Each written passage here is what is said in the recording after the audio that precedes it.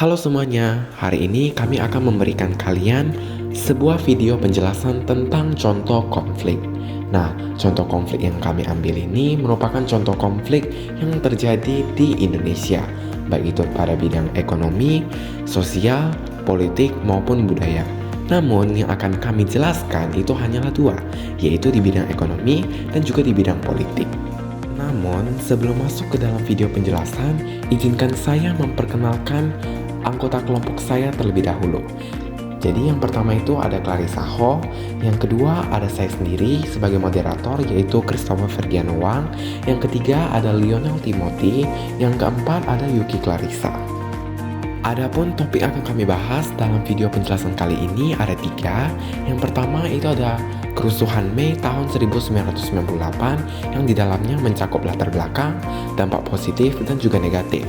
Yang kedua, konflik suku Wamena yang di dalamnya juga terdapat latar belakang, dampak positif dan juga negatif. Dan yang terakhir adalah kesimpulan. Oke, jadi kita akan mulai pada topik yang pertama, yaitu kerusuhan Mei yang terjadi pada tahun 1998. Jadi, kerusuhan yang terjadi pada tahun 1998 ini terjadi dalam konteks krisis ekonomi yang melanda Asia pada akhir 1990-an. Nah, ada nih beberapa faktor yang menjadi latar belakang kerusuhan tersebut. Yang pertama itu adanya krisis ekonomi Asia.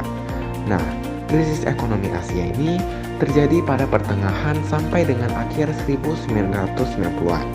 Nah, krisis ekonomi Asia ini memukul beberapa negara di kawasan termasuk Indonesia, di mana hal tersebut membuat pelemahan mata uang rupiah, penurunan nilai aset, dan menyebabkan ketidakstabilan ekonomi, serta menciptakan ketidakpuasan dan kekhawatiran di kalangan masyarakat. Yang kedua, adanya korupsi dan ketidaksetaraan ekonomi. Nah, hal ini membuat terjadinya ketidaksetaraan distribusi ekonomi yang menjadi sorotan utama. Selain itu, korupsi sendiri juga dianggap tidak adil yang memuncak terjadinya protes dan unjuk rasa. Lanjut, adanya ketidakpuasan politik.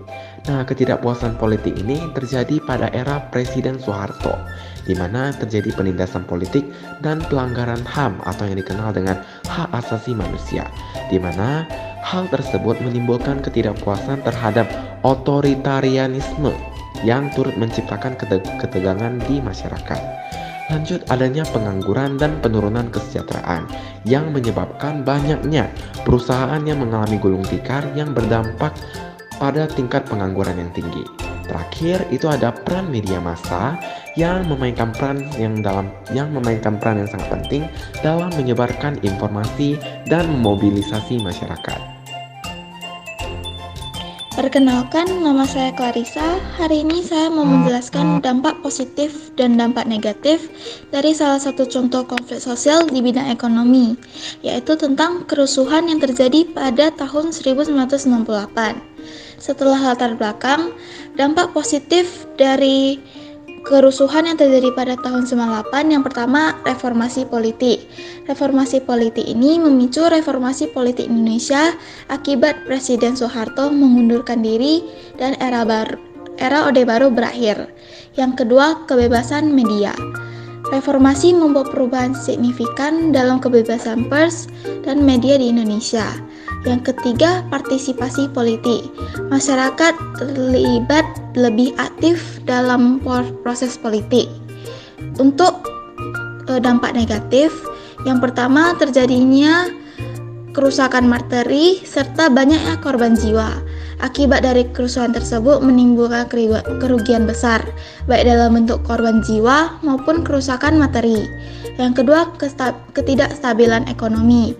Ketidakstabilan ekonomi, kerusuhan itu menciptakan ketidakpastian ekonomi dan menurunkan kepercayaan investor. Yang ketiga, ketegangan sosial. Terjadi perubahan menuju demokrasi dan juga meninggalkan ketegangan sosial antar etnis dan agama.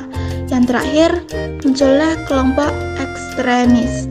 Setelah kerusuhan, muncul beberapa kelompok ekstremis yang mencoba memanfaatkan ketidakstabilan politik ini untuk kepentingan mereka sendiri. Sekian dari saya, terima kasih. Selanjutnya kita akan lanjut pada topik kedua, yaitu konflik suku Wamena. Perkenalkan, nama saya Ki Clarissa dari kelas 11 I1. Pada kesempatan kali ini, saya akan menjelaskan tentang latar belakang terjadinya konflik suku Wamena. Peristiwa konflik antar suku di Papua sempat terjadi pada tahun 2022 yang lalu. Konflik ini melibatkan suku Nduga dan suku Lanijaya di Kampung Wouma. Perseteruan antar dua kelompok ini disebabkan oleh kasus pembunuhan warga suku Nduga. Kasus tersebut menjadi alasan utama terjadinya konflik antar dua suku tersebut. Perkenalkan, saya Lionel Timothy dari kelas 11 I1. Nah, konflik suku di Wamena. Dampak positifnya, pemerintah lebih memperhatikan pertikaian suku di Wamena. Dampak negatifnya, dari konflik ini menimbulkan sangat banyak kerugian, baik secara material, fisik, dan psikis. Sebanyak 10 warga meninggal dunia, 21 orang luka-luka, dan 40 rumah adat Honai terbakar. Setelah selesai mendengar video penjelasan tadi, mari kita masuk ke pemuncak topik kita, yaitu kesimpulan.